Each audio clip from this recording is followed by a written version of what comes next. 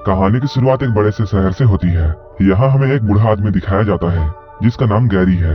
Gary एक photographer होता है, लेकिन इसके साथ साथ वो एक नंबर का ठरकी था और वो अपनी दुकान में बैठकर पूरे दिन बस लड़कियों की फोटोज देखता रहता था। एक दिन एक लड़की उसके पास आती है और वो उससे कहती है, मैं पासपोर्ट साइज फोटो खिंचवाना चाहती हूँ। ये सुनकर गैरी उसे चेंजिंग रूम से कोट निकाल कर देता है और फिर वो खुद बाहर चला जाता है। गैरी के जाने के बाद वो लड़की अपना कपड़ा चेंज करने लगती है, लेकिन गैरी चुपके से उसे कपड़ा चेंज करते हुए देखता है। लेकिन जल्द ही उस लड़की को गैरी की हरकत का पता चल जाता है। इसके बाद वो गैरी की दुकान में बहुत हंगामा करती है। वो गैरी पर बहुत चिल्लाती है और उसे बहुत सारी गालियां देकर यहाँ से चली जाती है। गैरी की दुकान के जस्ट बगल में सैलून की दुकान थी और इस दुकान का मालिक ली नाम का आदमी होता है और वो उससे कहता है, हम लोग बूढ़े हो चुके हैं और हम लोगों को अब लड़कियों के बारे में ऐसा नहीं सोचना चाहिए। लेकिन गैरी तो खुद को बूढ़ा नहीं मानता है, इसलिए उसे ली की बातें फिजूल लगती है। रात होने पर गैरी अपने घर आता है और वो यहाँ अपने फोन में लगा हुआ था और अपने फेवरेट एक्ट्रेस की मूवी देख रहा था, लेकिन वो एक एडल्ट मूवी थी। उस वीडियो को देखते देखते गैरी के तन बदन में आग लग जाती है।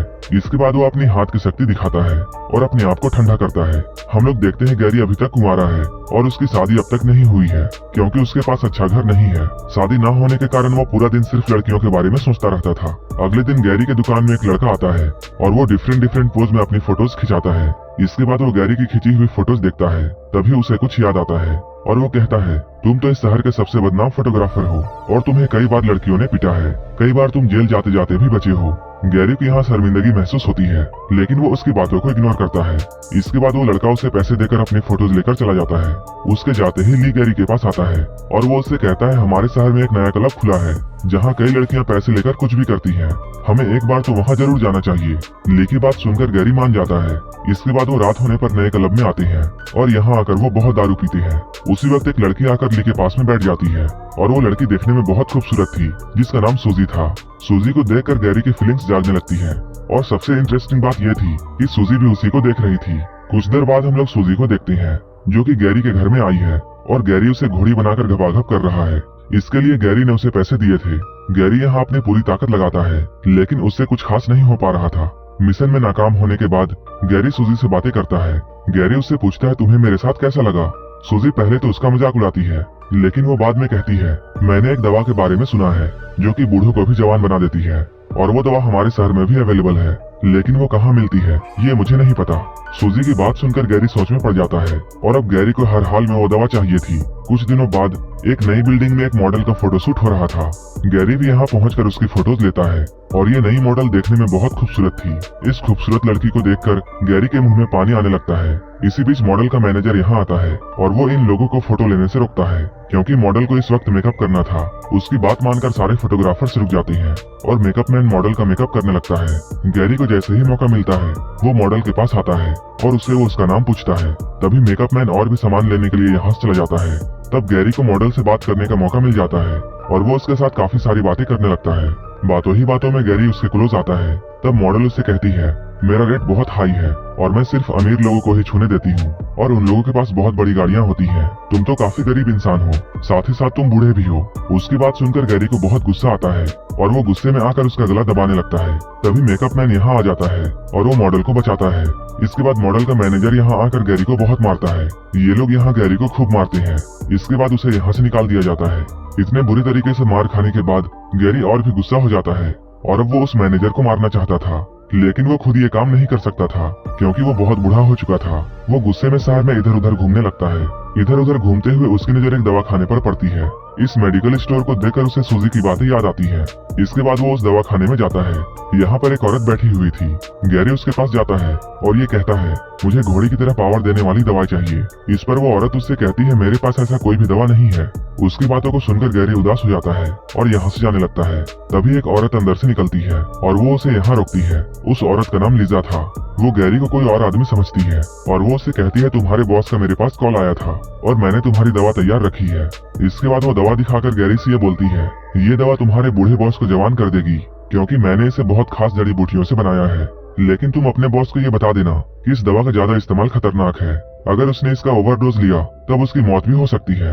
गैरी यहाँ लीजा की बातों को सुनकर ये समझ जाता है कि लीजा उसे कोई और आदमी समझ रही है, इसलिए वो चुपचाप उसकी सारी बातों को सुन रहा था। लेकिन वो इस दवाई को चाहता था, इसलिए वो चुपचाप उस दवाई को लेकर अपने घर आ जाता है।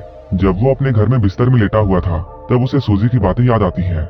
इसके बाद वो उस दवा को पानी में घोलता है और फिर पूरा का पूरा ग्लास जल्दी से पी जाता है। इस दवा को लेने के बाद गैरी सो जाता है। अगले दिन सुबह उठकर गैरी सबसे पहले अपना मुंह धोता है। जब वो शीशे में अपना मुंह देखता है तब वो बहुत हैरान हो जाता है। उस दवा ने अपना कमाल दिखा दिया था और गैरी एक ही रात में बूढ़ा से जवान हो चुका था। गैरी हमेशा से यही चाहता था और उसे किस्मत के भरोसे वो दवाई मिल जाती है जिससे अब वो अपनी इच्छा पूरी कर सकता था। तभी कोई इसके दरवाजे पर आता है।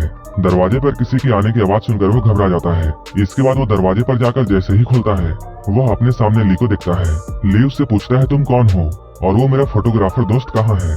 जवान गैरी उसे बताता है, मैं तुम्हारे दोस्त का रिश्तेदार हूँ और तुम्हारा दोस्त कुछ दिनों के लिए बाहर गया है। उसकी बात सुनकर ली यहाँ से चला जाता है। थोड़ी देर बाद एक बड़ी सी बिल्डिंग में एक मॉडल का फोटोशूट हो रहा था। तभी गैरी भी अपना कैमरा लेकर डरते हुए यहाँ आता है। वो जैसे ही इन लोगों के सामने आता है वो लोग उसे देखकर बहुत हैरान होते हैं। सभी लोगों के पूछने पर वो बताता है वो एक नया फोटोग्राफर है और मैं भी इस मॉडल के कुछ फोटोज क्लिक करना चाहता हूँ। गैरी अब काफी हैंडसम हो चुका था, इसलिए वो मॉडल जब गैरी की बातों को सुनती है तब वो उसे अपना फोटो क्लिक करने की इजाजत दे देती है। इस नई मॉडल का नाम मैरी था। वो गैरी की जवानी देखकर उससे बहुत इम्प्रेस हो जाती है। इसके बाद वो गैरी को अपने घर बुलाती है।